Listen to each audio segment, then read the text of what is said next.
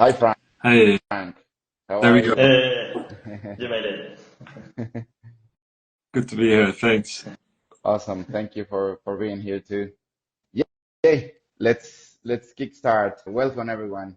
Again, I'm Daniel, your host in the Climate Tech Talks. Joining us today is also David, your co-host, and our Hey guest, guys. which I think is a very special guest because I'm super personally curious about your journey, Frank. Is Frank Holleman. He's the founder of Fork Ranger. And Frank, before learning about Fork Ranger, I'm really curious about your own personal journey. How you became interested in climate action through our diets? How was that process? Yeah, so I've been interested in climate for a long. Oh, we lost him. We lost. Just friend. He was about to say the reason. Oh no.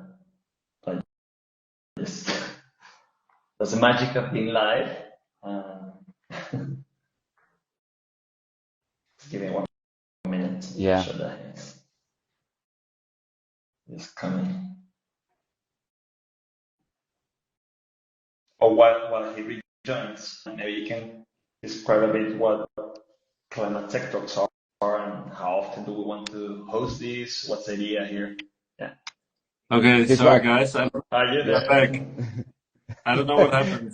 Yeah, don't worry. You just go frozen here. Yeah.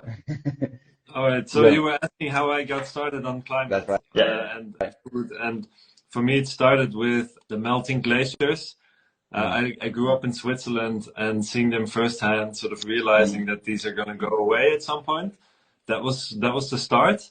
But then for a really long time, I didn't really know what to do with that information or how to take action hmm until a few years ago when I really wanted to just figure out sort of where can I make a difference. Mm. And then I found a book, Drawdown, where they calculated all the different solutions. And one of the big surprises was food.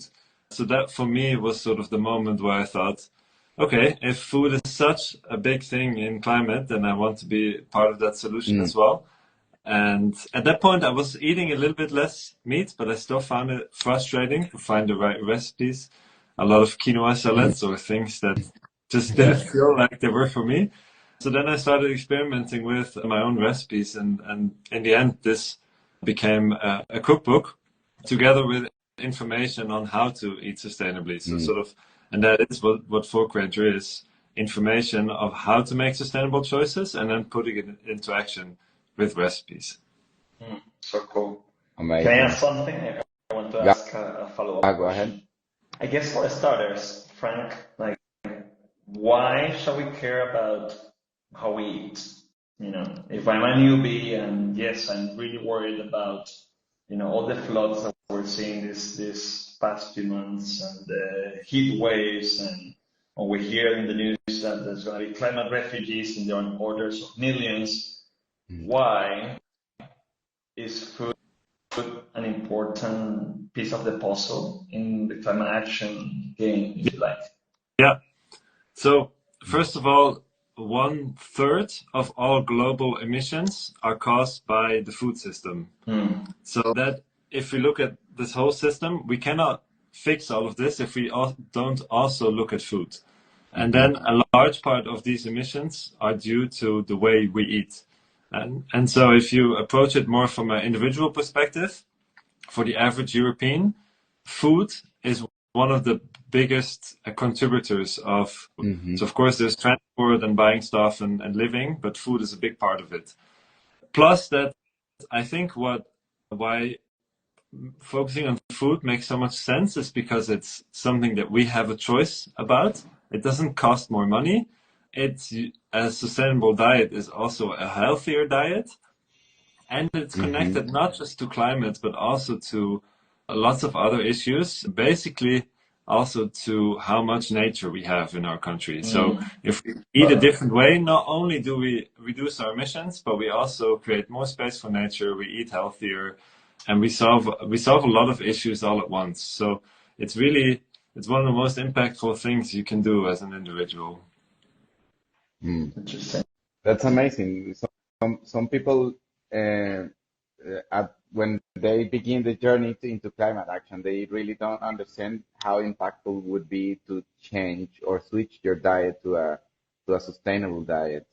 And also, it's not we're not talking just about going vegetarian or vegan, right? Because you also enhance the fact of eating sustainable. Can you expand on that? How can we do that? Yeah. So, I mean, we don't have to become vegetarian or vegan, but at the same time, most of the emissions in our diet come from animal products. So bringing those to a sustainable level is sort of the most important step. And really, the number one thing that someone can do is to replace beef. So this is always the Hmm. sort of the number that's most surprising for many people is that if you replace beef with other meats, so for example, chicken, this already reduces the footprint of the average European diet by 21%. So that's a Wow. reduction of a fifth just by eating different kinds of meat. Yeah. So even there's big wins that we can take by choosing how to eat. I guess a follow-up question on that one is why is beef slash dairy such a big issue, right? Obviously, we're Mm. kind of climate nerds, the three of us, but kind of for everyone to kind of understand why is it so bad? I mean, myself and Daniel, we both come from Venezuela in Latin America. Like eating beef is kind of part of Yeah. the culture. We have the picanha in Brazil, we have the parrillas in Venezuela, and so forth, right? And beef as a whole it's also a big business in Argentina and Brazil, etc., where they export it. And even if you're here in London, where I'm based, there's also big businesses of people going to a Brazilian restaurant and all you can eat type of things. And why is it so bad? Yeah, yeah, good question. So one thing I always have to think of is that I think if I remember correctly, in China, Hmm. beef is known as the rich man's meat. That already tells you something. Really, it's because you need more land to feed a cow than to feed a pig or a chicken. Mm. Right. And that's one big reason. So, of course, the one benefit that cows have is that they can eat grass, which pigs and chickens can't. But the problem now is that a lot of the grasslands that we use to feed cows are also no longer wild grasslands. They are Mm. managed and they should be Yeah. counted as food production and agriculture and not as nature. There are Hmm. exceptions and there are ways to do it in a good way, so Yeah. to say. But most of the grasslands are no longer in a sort of biodiverse state that they should originally be in because they are overgrazed. We have too many animals. The other Hmm. reason is that we grow a lot of feed for cows, a lot of corn, especially in Europe, and also soybeans sometimes, but mostly corn that is fed to cows. So really, and they're less efficient in a way of transforming that corn into meat. Of Hmm. course, we shouldn't be feeding animals corn at all, but if Hmm. you do it, then chickens are more efficient than cows. And the other reason is that cows burp methane, which is a powerful greenhouse gas. Yeah, right. And Yeah. that's another, it sort of adds to the other reasons why the footprint of beef is so much It's higher than higher. others. I see. Which, by the way, also counts for sheep and goats. We eat a bit less of them than beef in general, and Hmm. but still they have the same effect because they are also grazers and produce methane. Mm. I see. And tying this back to Fork Ranger and so Fork Ranger started as a book, right? It's your recipe book. Is that book vegetarian, fully vegetarian, or you're also including meat recipes? Yeah, there are two recipes with meat in the book out of the Okay. 40 recipes in total. And that's so the two recipes are with bacon or sort of a little bit of pork, Hmm. just to show that if you use 100 grams of bacon, you get a lot of flavor without actually using a lot of meat. And in a way, Mm-hmm. using 100 grams of bacon has a lower carbon footprint than 100 grams of Of cheese. So course. that in that way we wanted to show people that okay, this is another thing you can do. But we also saw that most of the people who want to cook with our book, they don't want meat recipes because they already have those. So we do focus mostly on cooking with vegetables. Great. And how did Fork Ranger evolve to what it is today? I mean, you started with a book, but now it's way bigger than that. Can you expand on that journey too? Yeah, so from the beginning, I wanted to turn it into an app because you have more options to make it personal and interactive. But it was a long journey of finding out what the app should be. Mm. And during that time, I met Marijke, who became my co-founder of Fork Ranger. And together we started exploring how to build Fork Ranger into a business. And it was a long process of finding out what works, what we want to be. First, we wanted to find investors. Then actually we decided that we would rather not have investors, but be self-funded to keep the mission central. Mm-hmm. And so that was a long process of figuring things out. But during that time, what we always put central was talking to users, learning more about how we can help people. And that is sort of our way of going forward, is always seeing, okay, how can we make it easier for people to eat for the climate? Mm-hmm. And with that, we sort of evolved the app into what it is now. So it's a daily quiz question that you answer. And then with that, you get an infographic to learn about which choices matter and maybe which choices also don't matter that much. It's also important. Mm-hmm. And then you get a recipe with that to put it into action. And then the other things that we do is we still have the book. We have a seasonal calendar to help people eat more seasonally and also, again, put it into action with recipes. We also offer some Christmas boxes, which is another thing I didn't expect. Companies giving away the book is an interesting part. Yeah. Plus, more and more speaking is also something that's part of what we do with Fork Ranger. Great. There's a path to B2B2C business there. Yes. If you think about it, yeah. I just have a question. But by the way, for those in the audience, if you want to ask any food and climate related question to Frank, just post it in the comments. But Frank, kind of going back to you said a couple of interesting things, and Tanya and I are also founders. So if we put our product hats and comparing it to your journey, and it's interesting that you mentioned, you want to keep a bit of freedom, not have investors right now, and kind of get closer to the users, which is really interesting. When you talk to them, the users, like how would you define is exactly the problem you're trying to solve for them? Because you might come with another perspective, right? You want to create systemic change. And we agree on that one. I think the three of us share that vision, like change can start from the inside, from the households, and how it can sort of permeate into the wider society, right? But when you talk to individual users, it's potentially coming from another side of things, right? So how that looks like within Fork Ranger in terms of the usability and what they're trying to accomplish.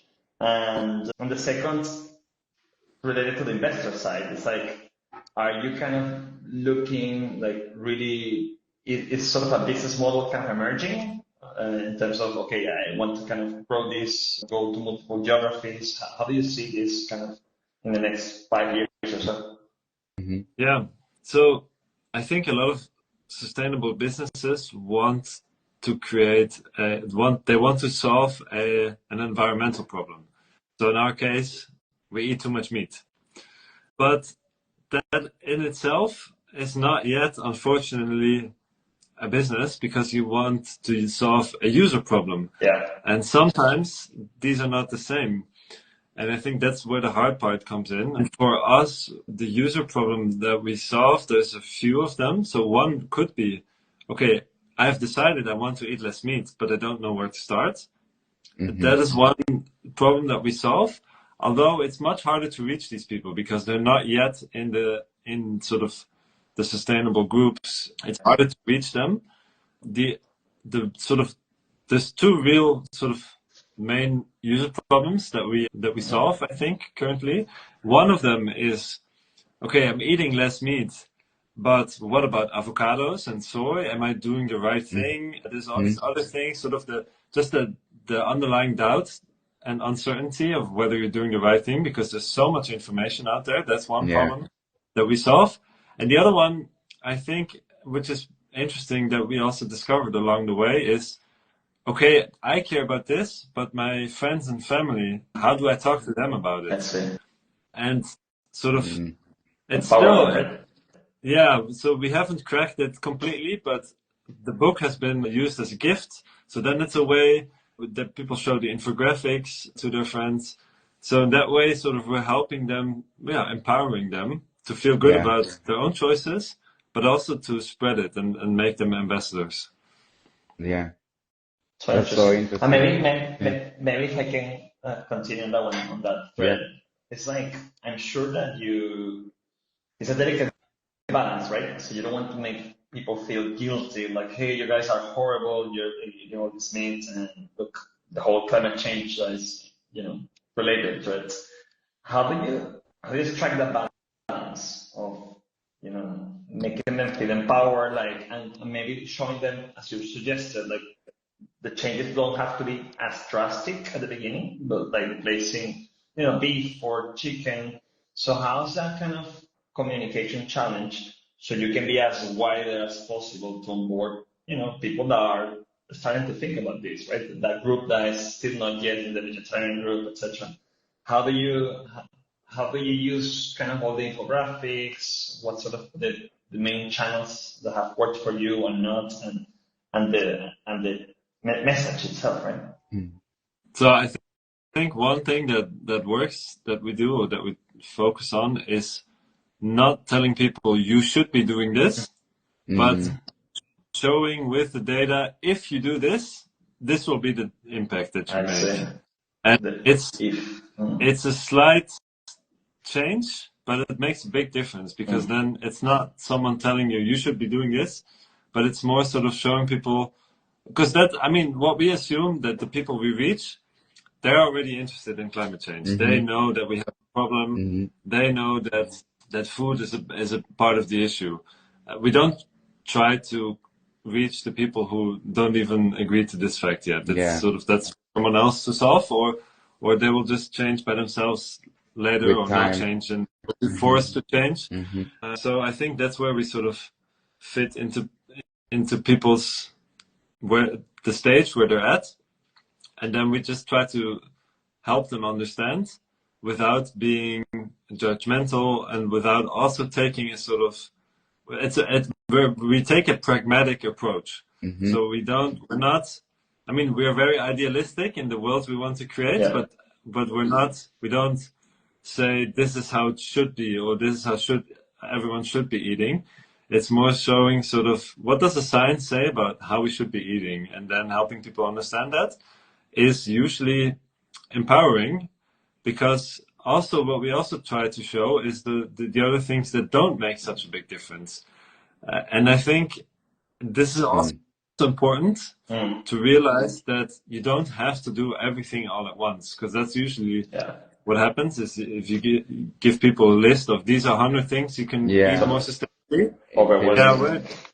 Where do you start? So it's important to sort of put things into context. I think that's sort of the communication strategy we use. And having in mind that your diet is probably the most impactful thing we can do to take climate action, right? As you mentioned, it's 1/3 of the world's emissions, so it's such a big part of it. Well, it depends on how much you travel, right? Well, yes. With airplanes. But going back to what are those myths, maybe, or things that we have heard for decades that we heard, like recycling is a good actual example. So everyone tells you recycle, and when we see how little is actually recycled, It's like, obviously we should continue doing it, but it's not that panacea that they have sold us. And obviously there are oil and gas actual interests behind that. But what's the equivalent in terms of what we've heard in terms of food consumption? Like what are your thoughts on eating seasonal? What are your thoughts on eating bio, organic? Does that kind of make a difference, like eating local, etc.? Mm-hmm. So the tricky thing with food is that most of the impact is hidden out of our sight. It happens on the farms, sort of the land we use, the fertilizer that's used, the feed we have to grow for the animals. These are all things that are invisible to us. And the thing that we do see is packaging and maybe where the food comes from, but even that is not often on the label.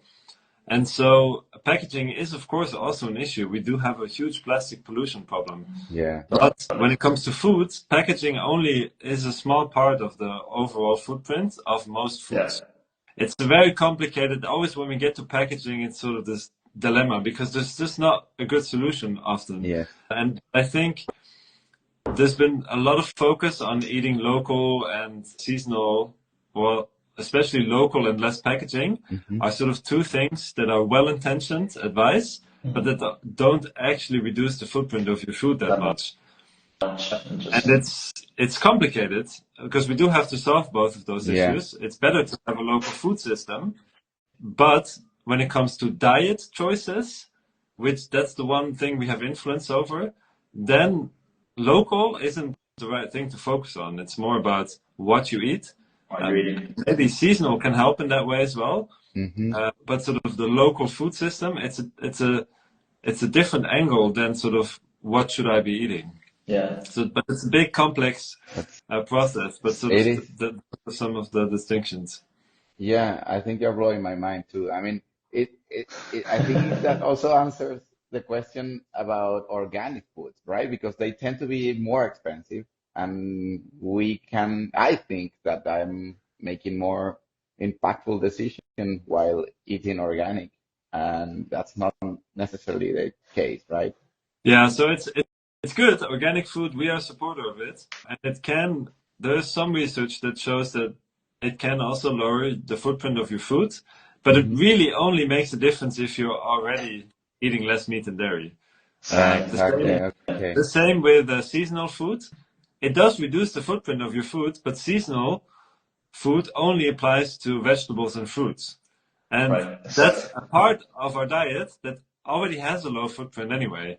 So it still is a good thing to do. And it also, I think with these things like organic and seasonal, it's not so much that it's a huge saving in CO2 emissions in our diet, but more of a way that we can support more sustainable farming. So at some point, once we sort of have a sustainable amount of meat and dairy, then we also need to help farmers farm more sustainably.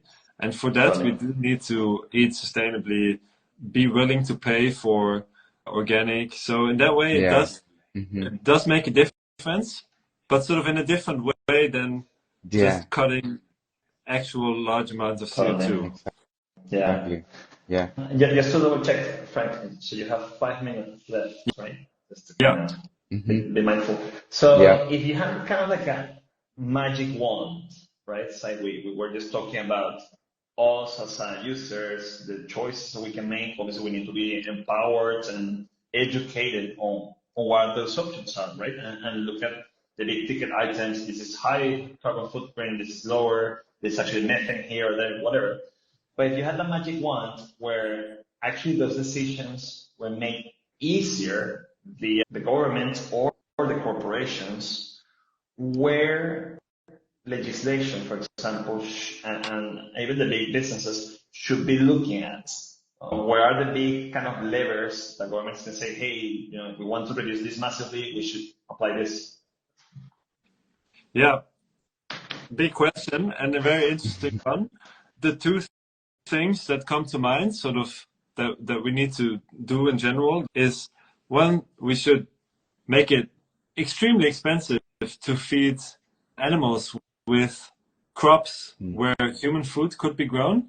okay, this is a big complicated thing. How do you regulate that? How do you control it? It's okay. Yeah. Someone else can figure that out, but sort of no longer being able to feed corn to animals, that would be one thing, because then you simply don't have the space and the food to grow so much meat. And the other thing is to make a huge discount on legumes. So peas, lentils, kidney beans, all of these foods. We eat very little of them at the moment, but they're sort of climate superfoods. Yeah. They have a very low carbon and water footprint.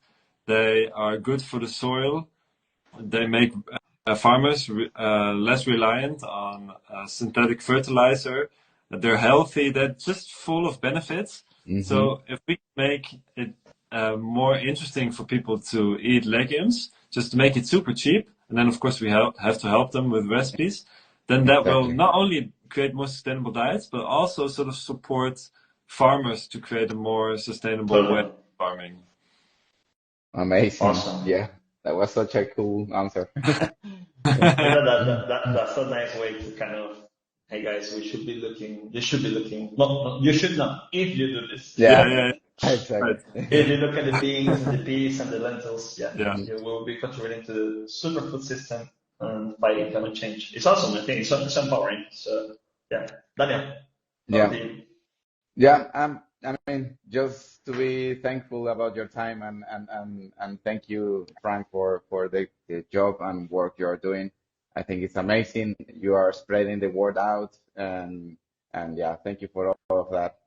Yeah, thanks guys for the fun conversation and the nice challenging questions about how do we, like, what's the magic wand? So that's always good. It wasn't prepared. Yeah. All right, great. Amazing. Thank you, Frank, for joining. Thank you, Yes. for joining. Yeah. Thank you. All right. Thank you, Good luck everyone. with everything. Yeah, you too. Bye. Cheers. Ciao, guys.